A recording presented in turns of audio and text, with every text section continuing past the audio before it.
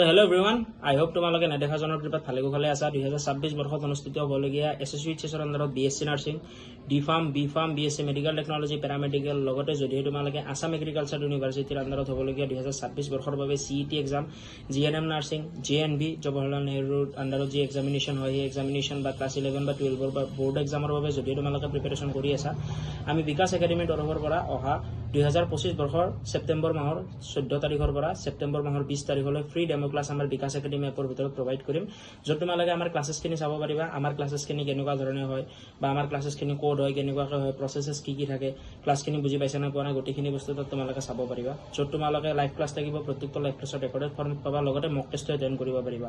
চ' যদিহে তোমালোকে প্ৰিপাৰেশ্যন কৰি আছা যিকোনো ধৰণৰ মেডিকেল ইঞ্জিনিয়াৰিং এক্সামৰ বাবে বা বৰ্ডৰ বাবে নহওক কিয়, দেন তলত দিয়া লিংকটোত ক্লিক কৰি তোমালোকে আজিয়ে ৰেজিষ্টাৰ কৰা এই ক্লাছৰ বাবে। আৰু তোমালোকক লগ পাম বিকাশ একাডেমী এপৰ ভিতৰত অহা আহিবলগীয়া ছেপ্টেম্বৰ মাহৰ 14 তাৰিখৰ পৰা। জয় আই অসম।